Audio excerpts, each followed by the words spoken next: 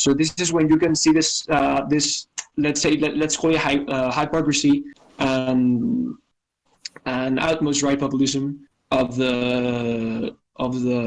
these people. They are just taking advantage of Catalonia to make their political views and establish, let's say, a regime there. Okay, so I'd like to touch on a point that you made, and I think it's irrefutable that 50 that in the referendum it was a 50-50 outcome, and that 50% wanted to leave Spain and the other 50% wanted to stay. But I think that's also a flawed statistic, because there can be a 50% of people who wanted to leave Spain, but there can also be a large population of people who voted no that still identify as Catalonians instead of Spanish people, but still believe that economically, socially, politically, it would be more beneficial for Catalonia to stay in Spain. And now, let me come back at that with you. You said that obviously one thing we have to clarify, that when the voting boxes, I don't know the right translation in English, when they came in with the boxes for people to vote, they were already filled with votes voting for pro-independence. Okay. So but then, the Comunidad Catalunya is the autonomous community that owns more money to the state, to the Spanish state, than any other community. So I don't think it's a matter of they are very well independent, but the matter that they are the community that they owe more money to the state. Okay, but then you can also see that that the referendum matters, obviously. But if you're saying that it's a flawed vote, then you can just go to the next poll, and you can see that it was still 50-50. But I think when you go to Catalonia, and you ask like 10 people, where do you consider you're from? They're obviously, I'd say 6 out of 10 are going to say that they're from Catalonia, because they have their own language, they have their own culture. And while they're very similar cultures, they still don't identify with that. And it's like Hugo said, and like you said, it's mostly due to the education that they had, and it's mostly due to the language barrier. And you can see that a lot of people in Catalonia, they don't like to speak Spanish. They feel like when they speak Spanish, they're conforming to the big state of that they despise, that they don't want to be. And that's why because political leaders in Catalonia have referred to Spanish, to Castellan, as the language that the wild beasts talk. Yeah, but so my point is that I feel like by me going to Barcelona 3 times in my life and learning about the culture there, a lot of people, while they don't want to leave Spain, they don't completely identify themselves with the Spanish nationality, but they still believe that being part of Spain is more beneficial for their state as a whole. Well, Barcelona isn't the best example for what Catalonia feels, because Barcelona is basically the hub of independentist movements. And yes, also 60% Girona and Barcelona are the focus points. But it's still the major population hub as well. You need to take into consideration something very, very important. In a flawed election, in a regular election, 50-50 appeared as wanting to stay in or out, right? But you need to remember something very important, and is that those that went to vote for the independents are much more loud than those who want to stay in Spain. It's very clear to see how completely how it's less people that want to be more independent, but they're so much louder than the ones that want to stay, and so they make it feel like most of Catalonia wants to leave, when it's not true. There's an extremely large silent majority in Catalonia who still wants to be part of Spain, but doesn't feel so affected by this issue that they don't raise their voice as much or pay as much attention to it as the ones that want to be independent. I completely agree with you. But yeah, that's true. I think just looking at the referendum, obviously you can see that there was some election fraud, but then when you look at the polls, it obviously shows that most people in Catalonia wanted to leave. And it was a very fine margin, and that margin is going down, is becoming more equal. But it's still true that most Catalonians wanted to leave. And okay, so obviously there you cannot ignore that it's 50-50. So obviously almost half of the population, give or take, of Catalonia wants to take the region out from Spain. But for example, I mean, I don't know if you followed the events that happened in Barcelona the months prior to the last election, in which basically Barcelona was destroyed and let's say was dismantled by leftist extremists, pro-independence, which basically turned the city up on their heads by the order of the political parties, such as Junqueras, which is now, or Pujol, which were ex leadership of the Generalitat, which is the Catalan Assembly. And so you can see that they're basically the people that are trying to go out of Barcelona of Spain. They are extremists who, I don't want to put it in this sense, but they have been groomed by the political parties just to be their mass voters. So I think that when you see the people who don't want to go, who are, as Hugo said, they are not as loud, but do feel that they are both Catalonian, but they are also Spanish. In my case, for example, I come from Andalusia. I'm from the south, and I love, as well as my Andalusian tradition, as much as the Spanish tradition, as much as those Catalonians do, except from those ones who have been literally groomed by political parties, who have been turning apart the educational system in order to achieve a mass of voters.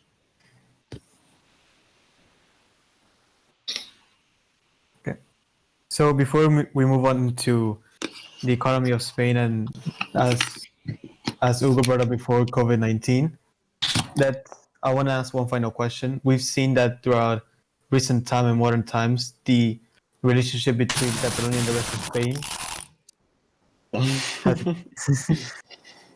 has been affected since Jaime is disconnected. Hugo, Yes. do you think that this relationship it's still salvageable?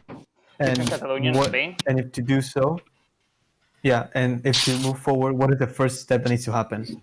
Oh, the truth is, I'm going to say the truth. Catalonian independence is never going to happen.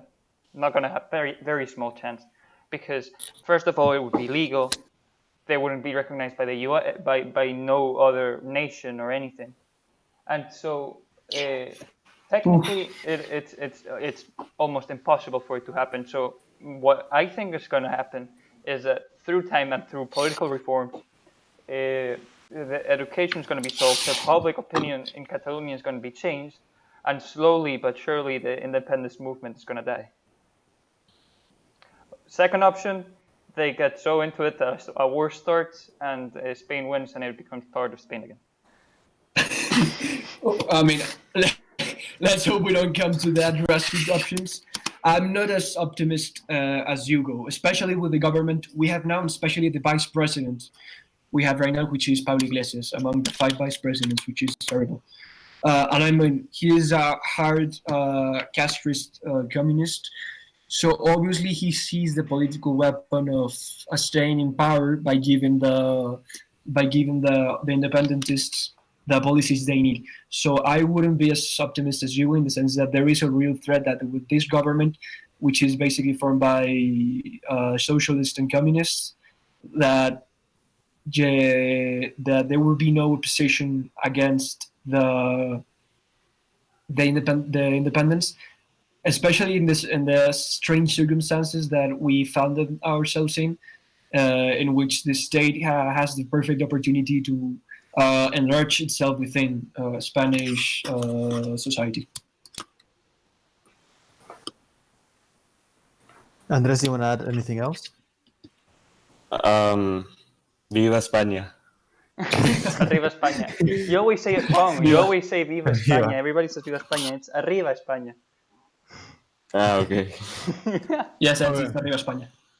Hugo, compared to how Panama has handled the pandemic of COVID-19, how would you say how did Spain respond to the pandemic? Oh, horribly. Terribly. Terribly. Absolutely Where incompetent. did they lack? They lack in. They're lacking in the structure. It's as simple as that. They are lacking in a functional, competitive government. Your minister of defense, your minister of healthcare, cannot be someone who a year ago was working in a, to give you the equivalent of Panama, in a rocha Pharmacist. as a cashier. As a cashier, not even the pharmacists. They don't have that intelligence. People who are most preoccupied on filling their own pockets with money than saving the Spanish people. And you said and with the March 8th, with the Women's March, you saw that the government relayed the information about the actual people who were infected by COVID, in order to go out so people will go to the Women's March, and so they could say their political statements, and so feminists and these radical movements will be let's say charmed by the left. Yeah, I think And I don't actually know, March Hugo- 8th is the cause of so many of our cases that we have in Spain right now. Like, it happened right in the worst time it could have for Spain. And I mean, for example, and this is not only in Spain but this has been the case in many countries. For example, also in Argentina, where the government in April, where they were already within this deep quarantine, that instead of receiving money to fight like COVID, they were receiving money to invest in gender studies or in gender political laws, and instead of going to actually let's say legitimate companies that were selling, and not only selling, but they were gifting the government the masks, the ventilators, and all of this stuff. They went for a very dodgy Chinese company, in which it is rumored that a lot of public officials gain a lot of money from that deal, in which not only instead of receiving them by free have to buy them. In the end, not a single one of them was using it was correct. Yeah. What similarities do you guys see between the Spanish response and the Italian and British response to COVID-19? Not an expert on those responses, so I cannot give an opinion really. I'm not really into the England and Italy state, but I think that one common thread is the inadequacy of the government to be prepared for these kinds of situations, and also the neglect of the government to the pandemic. And in the case of England, I think that Boris Johnson, I think, tried to push the argument as far as he could until it was on the go. Okay. So basically, neglect from the pandemic. I think So do you one last believe that question if and the we end. government were... Okay, go ahead. No, you asked the question and we end it. Oh, okay. So if the Spanish government were a right-wing government during the time of, well, right now, do you believe that the response would have been more prepared, or do you believe that in general Spain was not prepared to combat a pandemic at the grand scale of the one that we can see today with the coronavirus? Well, I don't know if you want to go first. Well, I mean, I feel like if the right was in the government, I feel like the left was very unresponsive, and it's not that it's not their fault for being left. It's the fact that the people in those parties that make up those parties are quote unquote incompetent, and so it's not so much as a problem of a political affiliation as much as it is of the quality of people that form those parties. So basically, yes, I think so. If let's say Vox or Ciudadanos or PSOE or Popular, Partido Popular, who are more rightist government, would have won the elections, I think we would have been better, because it's kind of hard to be worse than what we are right now. And I mean, this is not just speculations, but during the weeks following up to the rank in Spain, Partido Popular and Vox were already calling out in the assembly for the government to start putting restrictions and to start looking out from the pandemic. So I think that in the case that these right-wing parties had already been in power instead of the PSOE and Podemos, I think the response would have been more quickly. But due to the fact that in Spain we have been going through four years of continuous elections, Spain didn't have the budgets and the right structural organization to fight it. So I mean, obviously, any political party we have started with with a crooked leg, but in the end, when other political parties were starting to take a voice in the assembly and calling out for restrictions, and the fact that the ongoing government didn't do a thing to pay them attention to them, I think that it's self-explanatory. Okay, so I feel like we had a very in-depth discussion of our country for the time we've had. I mean, we've covered a lot of topics. Maybe some of them were a bit not very specific, but I feel like we've covered a lot of very important areas. So, Andres, do the thing. Make sure to tune in to Pickle Boys every Tuesday at night.